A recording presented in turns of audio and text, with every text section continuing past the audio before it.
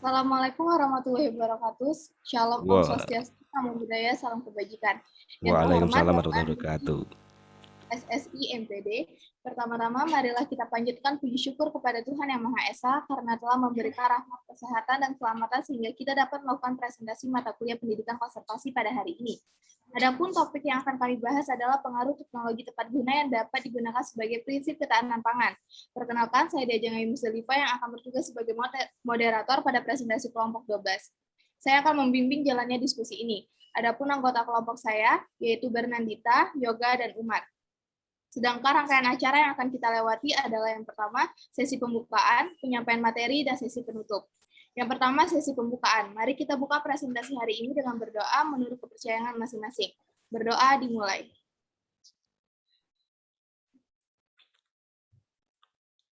Lalu yang kedua, penyampaian materi. Yang pertama, latar belakang yang akan disampaikan oleh saya sendiri.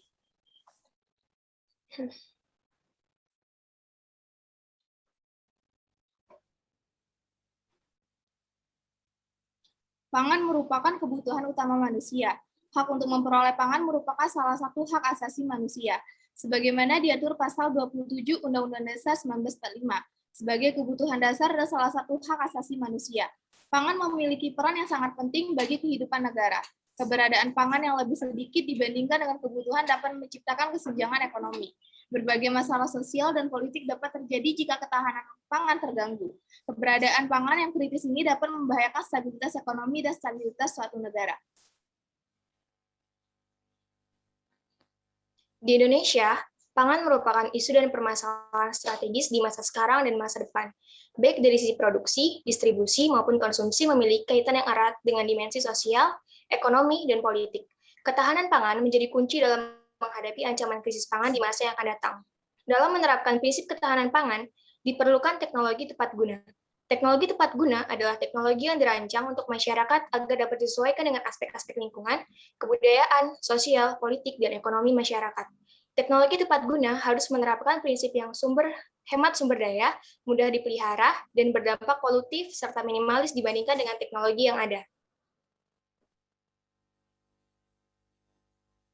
Sedangkan tujuan penelitian dari kelompok 12 dengan penelitian riset pengaruh teknologi tepat guna yang dapat digunakan sebagai prinsip ketahanan pangan, yaitu memiliki tujuan untuk mengidentifikasi hak untuk memperoleh pangan, mendeskripsikan pangan, mengukur prinsip ketahanan pangan, serta menganalisis teknologi tepat guna. Baiklah, berikutnya adalah pembahasan. Pembahasan ini eh, terdiri atas beberapa metode penelitian. Yang pertama, jenis penelitian. Penelitian ini merupakan jenis penelitian kualitatif. Penelitian ini digunakan untuk memahami peristiwa kejadian pelaku dan pelaku peristiwa dalam situasi tertentu yang bersifat ilmiah dan natural. Menurut Gall and Berg, sebagaimana dikutip oleh Maman Rahman, pendekatan penelitian kualitatif sering disebut metode penelitian naturalistik, disebut juga metode penelitian etnografi. Penelitian ini disebut juga penelitian naturalistik disebabkan penelitian dilakukan pada kondisi alamiah. Disebut penelitian etnografi karena pada awalnya metode ini lebih banyak digunakan untuk penelitian bidang antropologi budaya. Objek dalam penelitian kualitatif adalah objek alamiah, yaitu objek yang apa adanya, tidak ada manipulasi dari peneliti. Kemudian lokasi dan waktu. Lokasi penelitian adalah tempat di mana penelitian dilakukan. Penetapan lokasi penelitian merupakan tahap yang sangat penting dalam penelitian kualitatif. Oleh karena dengan ditetapkannya lokasi penelitian berarti objek dan tujuan sudah ditetapkan sehingga mempermudah penulis dalam melakukan penelitian. Tempat penelitian ini dilakukan dengan cara berdasarkan jurnal tahun 2010 dan jurnal yang telah relevan. Waktu penelitian adalah waktu dilaksanakannya penelitian oleh peneliti. Kemudian objek penelitian. Populasi adalah jumlah keseluruhan dari satuan-satuan atau individu-individu yang karakteristiknya hendak diteliti. Satuan-satuan tersebut dinamakan unit analisis dan dapat berupa perorangan. Sampel adalah himpunan bagian dari populasi yang diharapkan dapat mewakili populasi penelitian. Kemudian selanjutnya adalah sumber data penelitian. Sumber data adalah segala sesuatu yang dapat memberikan informasi mengenai data. Berdasarkan sumbernya, data dibedakan menjadi dua, yaitu data primer dan data sekunder. Data primer yaitu data yang dibuat oleh peneliti untuk maksud khusus menyelesaikan permasalahan yang sedang ditanganinya.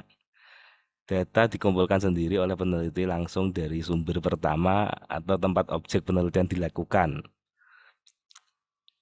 Subjek penelitian yaitu adalah orang yang diteliti atau orang yang menjadi fokus dalam penelitian ini.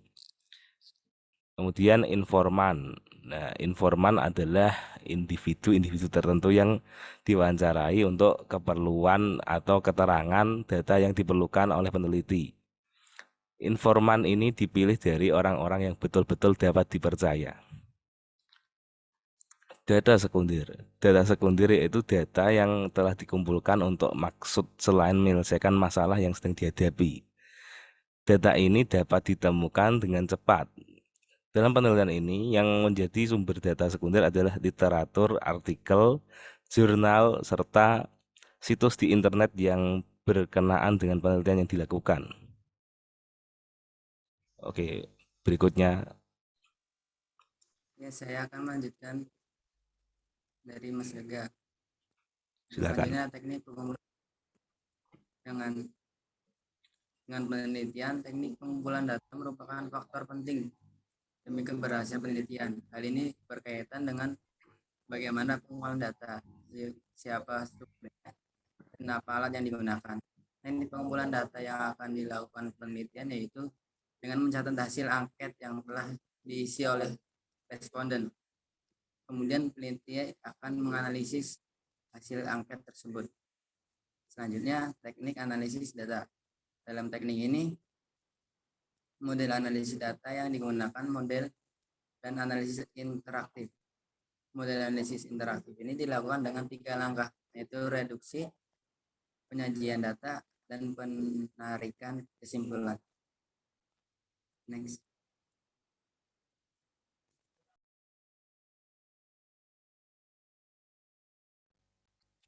Baik, terima kasih. Itu tadi presentasi dari kelompok kami yang telah kami tayangkan sesuai dengan apa yang bisa kami sampaikan. Kurang lebihnya mohon maaf jika ada kesalahan dan bertutur kata. Wassalamualaikum warahmatullahi wabarakatuh. Waalaikumsalam warahmatullahi wabarakatuh.